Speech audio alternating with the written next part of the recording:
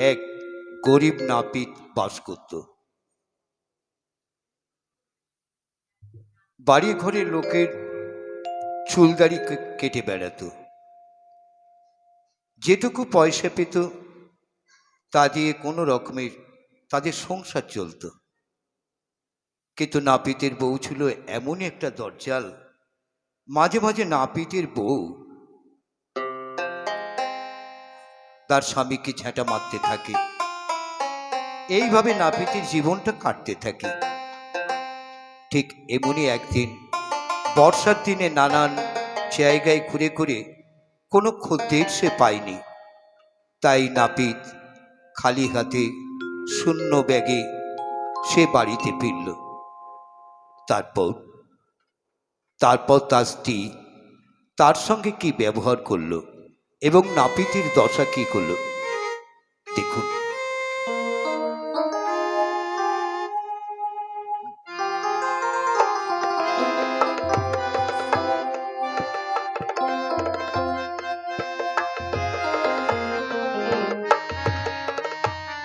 না না, এইভাবে আর পারা যায় না।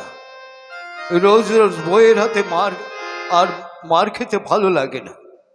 একদিন যদি পয়সা আমি না আনতে পারি, বউ অমনি আমাকে ঝ্যাঁটা পেটা করে ছাড়ে, আর আমাকে চুপচাপ দাঁড়িয়ে দাঁড়িয়ে ঝ্যাঁটা পেটা খেতে হয়। আমি একজন পুরুষ মানুষ। আচ্ছা আপনারাই বলুন তো দাদারা, রোজ রোজ বউয়ের হাতে মার খাওয়া যায়? না, যায় না। তাই ভাবছি এ বাড়িতে আর আমি থাকবো না। দুটি চোখ যেখানে চলে যায় আমি সেইখানে চলে যাব। হ্যাঁ গো, তুমি এসেছো? কতক্ষণ? অনেকক্ষণ এসেছি গিন্নি। তা কোথায় বাজার ঘাট, চাল ডাল, তেল নুন মশলা, এগুলো এগুলো কোথায়? তুমি বাজার করনি? না মানে না মানে?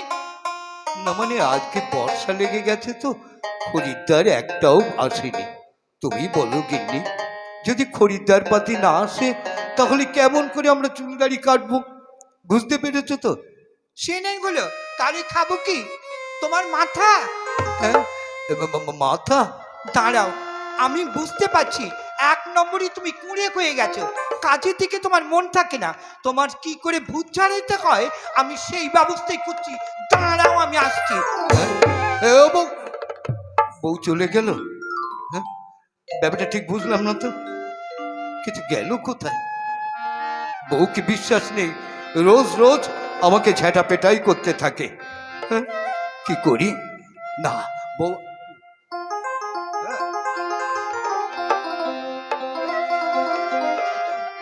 শোনো, আজ তোমাকে একটা কথা আমি বলে দিই। বলো বলো।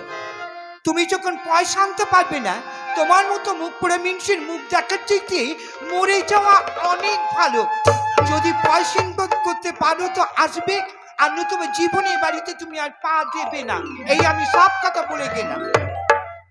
দূর, তোর সংসারে নিকুচি করিয়েছে। এই দুটি চোখ যেখানে চলে যায় আমি সেইখানেই যাব। যাই যাই দেখি।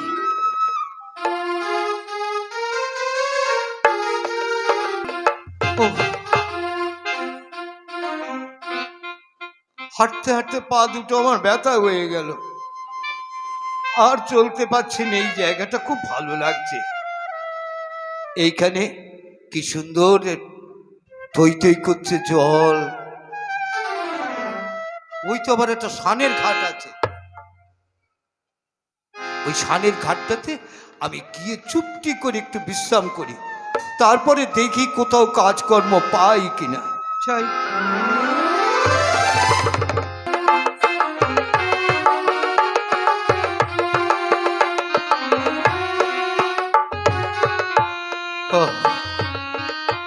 বাহ, পুকুরের জল ভর্তি, ঠান্ডা বাতাসে মনটা বড় ভালো লাগছে। এইখানে একটু বিশ্রাম করি।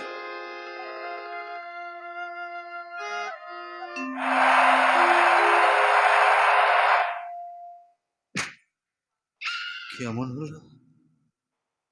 চতুর্দিকে অন্ধকারও নেমে এলো। কিসে যেন শব্দ হচ্ছে।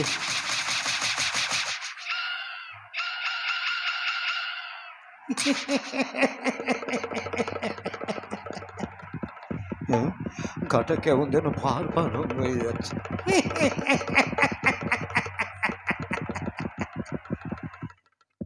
আমি হচ্ছি জলের ভূত।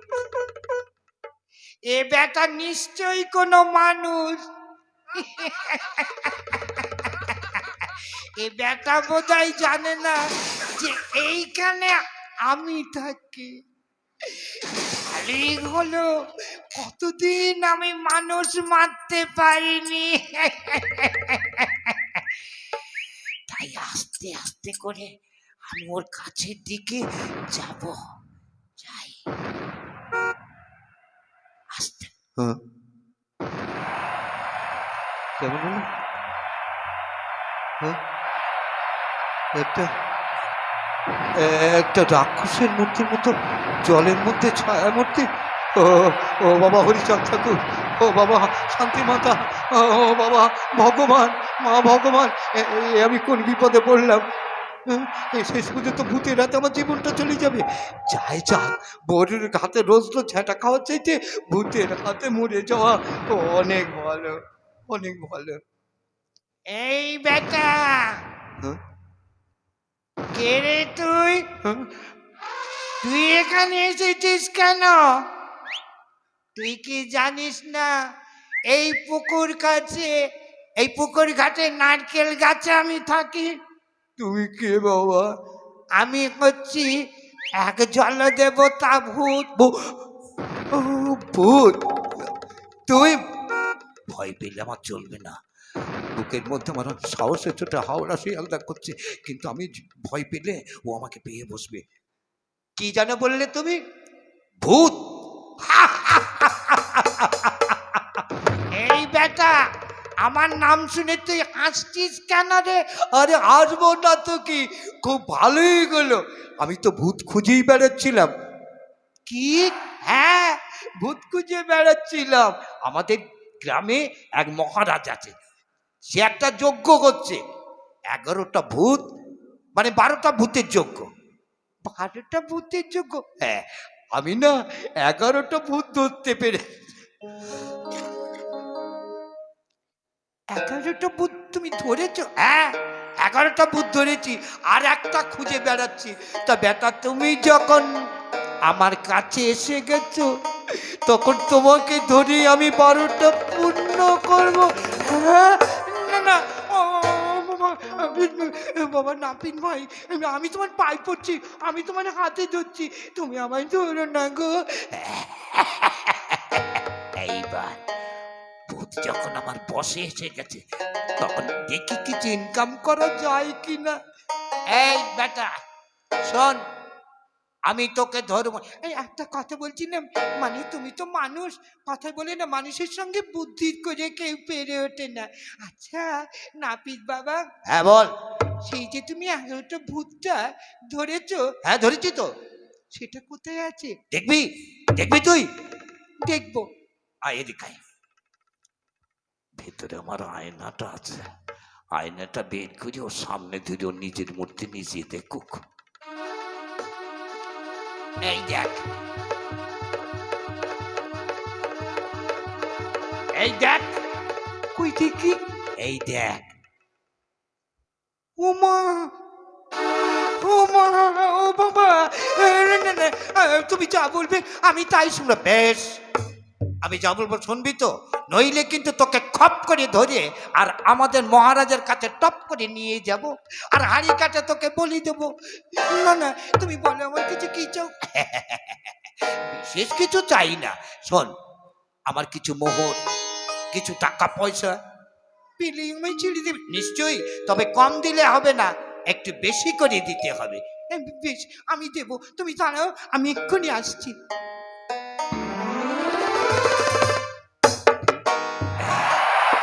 আনতে গেল ভূত বাবা এই টাকা পয়সা মোহর সোনা দানা। খুব ভালোই গেল, শালা বিনা খাটনিতে যদি পেয়ে যাই।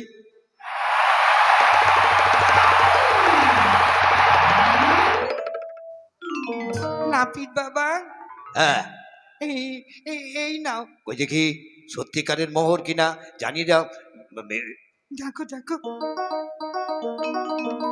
বাবা, আমায় তুমি ধরবে না তো? না না, তবে দরকার পড়লে আমি কিন্তু আবার আসবো। আর যখন আমি ডাকা মানে ডাকবো, তখন ডাকা সাড়া দিবি তো? নিশ্চয়ই দেবো, নিশ্চয়। আমি তাহলে যাই। যা। ওরে বাবা রে, জীবনে বেঁচে গেছি। আমি পালাই, আমি পালাই।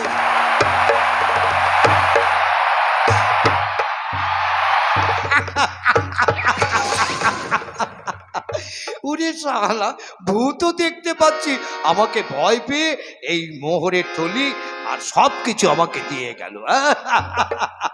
তবে আর কি, এইবার আস্তে আস্তে করে আমি যাই, এইখান দিয়ে সোজা হাঁটতে থাকি আমার গ্রামের দিকে।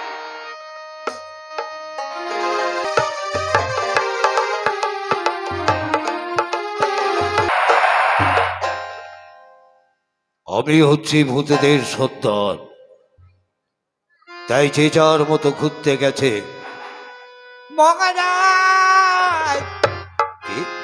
মহারাজ, মহারাজ, মহারাজ, আমাকে বাঁচান, বাঁচান মহারাজ, আমাকে বাঁচান। আমি বড় বিপদে পড়েছি। কে বিপদে পড়েছো? জানেন, আজ আমি একটা মানুষের পাল্লায় পড়েছিলাম। সে বলেছে তাদের রাজা নাকি যজ্ঞ করবে, 12টা রাক্ষস লাগবে, সেই যজ্ঞে আহুতি দেবে। তারপর? 11টা রাক্ষস সেই মানুষটা ধরেছে, আর একটা রাক্ষস পেলে 12টা পূর্ণ হবে। তাই তো আমাকে ধরতে গিয়েছিল, কিন্তু আমি ধরতে পারিনি, আবার ধরাও দিয়েছিলাম। তারপর?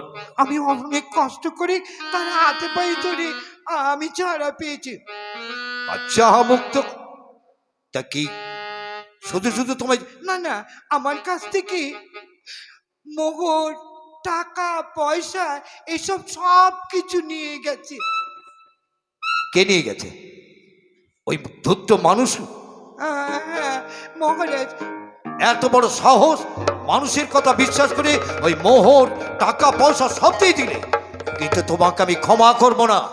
হ্যাঁ, এতদিনের গচ্ছিত সম্পদ আর তুমি তুলে দিলে কেন ওই ওদের হাতে?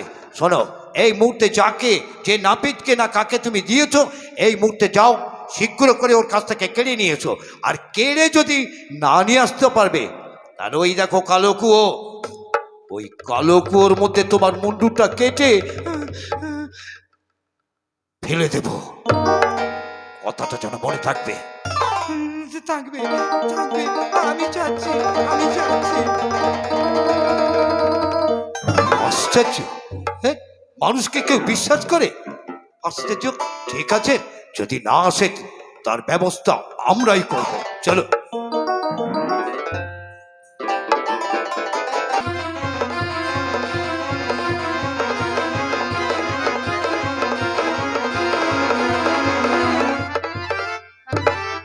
এই যে, কে? কি ব্যাপার? তুমি? তুমি আমার কাছ থেকে ফাঁকি দিয়ে টাকা পয়সা মোহর সব ফাঁকি দিয়ে নিয়েছে। হ্যাঁ, আমি ফাঁকি দিয়েছি? আমার জিনিস তুমি ফেরত দাও, আর নইলে তোমার ঘাড় মটকাবো। আরে দাঁড়া দাঁড়া, এবার আমি বেশ বুঝতে পেরেছি তোর রাজার বাড়ি যাওয়ার শখ হচ্ছে, তাই না? তাহলে চল, তুই যখন আমার হাতের মুঠোয় আবার এসে গেছিস, তখন তোকে ধরে নিয়ে মহারাজের কাছে দিয়ে বলবো এই 12টা পূর্ণ হলো। মহারাজ একই কেটে বল। না, না, না, না, না, আমার দরকার নেই বাবা, আমার কোনো দরকার নেই। আমি চাই সোজা মহারাজের কাছে আমি চলে যাই। বলছি, তুই মানুষের সঙ্গে চালাকি করছিস, আর আমি দেরি করবো না। এইবার যাই একটু বাড়ির দিকে।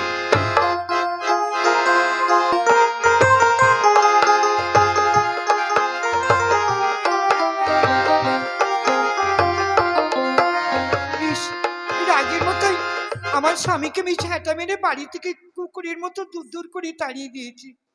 আর আমার উপরে রাগ করে লোকটা যে কোথায় গেল, মনেও ভালো লাগছে না। দূর, কি যে করবো। গিন্নি, আরে ও গিন্নি। কি? আরে আরে তুমি এসেছো? ওরে বাবারে, তুমি এতদিন কোথায় ছিলে গো?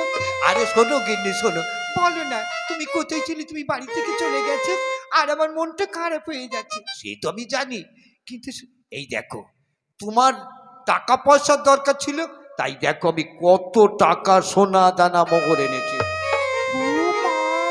ও মা! হ্যাঁ গো, এত টাকা তুমি কোথায় পেলে গো? সোনা দানা মোহর, বলো না, বলো না, তুমি কি চুরি করেছো? ধ্যাৎ, চুরি করব কেন? শোনো, বুদ্ধি থাকলে লোকে না খেয়ে মরে না। তুমি জমায় ঝ্যাঁটা মারলে, আমি ঝ্যাঁটা খেয়ে চলে গেলাম রাগ করে বাড়ি ছেড়ে। তারপরে যখন সন্ধ্যা হয়ে গেছে, তখন পুকুর পাড়ে আমি বসে আছি, হঠাৎ দেখি জানলে গিন্নি, একটা হঠাৎ রাক্ষসের ছায়ামূর্তি ভেসে এলো জলের ভেতর থেকে। ভয়ে তো আমি খুব কাজ, কিন্তু আমি নিজে শক্ত হয়ে আমি বললাম যে দেখ, তখন ওই ও কি বলছে জানো তো, কে এখানে? আমি বললাম আমি নাপিত। তখনই রাক্ষসটা বলছে, এখানে কে জানো না আমি থাকি? তা আমি বলছি, তাতে আমার ঘোড়ার ডিম তুই আছিস, থাক, তাতে কি হয়েছে? তখন বলছে না, ঘাড় মটকাবো। আর তখন জানলে কি নেবে, একটা বুদ্ধি বার করেছে যে আমাদের দেশে রাজা একটা যজ্ঞ করছে, 11টা রাক্ষস, মানে 12টা যজ্ঞ, 12টা রাক্ষসের যজ্ঞ, বুঝতে পেরেছো তো? 11টা ধরেছি, তার কাছে বলেছি, আর তোকে ধরতে পারলে 12টা পূর্ণ হবে। জানলে কি, যেই ওই কথা বলেছি, তোকে খপ করে ধরে নিয়ে আমি মহারাজের কাছে নিয়ে যাব। আর তখন আমার হাতে পায়ে ধরে না কি কান্না কাটি, ব্যাস ওর চোখের জল থেকে আমি সুযোগটা নিয়ে নিলাম। আমি বললাম দেখ, তোর কাঁদতে হবে না, তোকে ছেড়ে দিতে পারি, তুই আমার টাকা সোনা দানা যদি দিস, তাহলে তোকে ছেড়ে দেবো। তারপর তারপর তারপর জানলে কিন্তু প্রাণের ভয়ে প্রাণের মায়ায় আমাকে টাকা আর মোহর দিয়েছে, জানলে? তুমি তো এই টাকা মোহরের জন্যে বা সংসারের অভাবের জন্যে কত আমাকে ঝ্যাঁটা মারো। ওগো না গো, তুমি যখন এত সোনা দানা টাকা পয়সা এনেছো, তখন আজ থেকে তোমাকে কোনোদিন আমি আছে এটা মারবো না গো। ও আমার সোনা, ও গো, চল, চল। চলো, তুমি ভাত খাবে।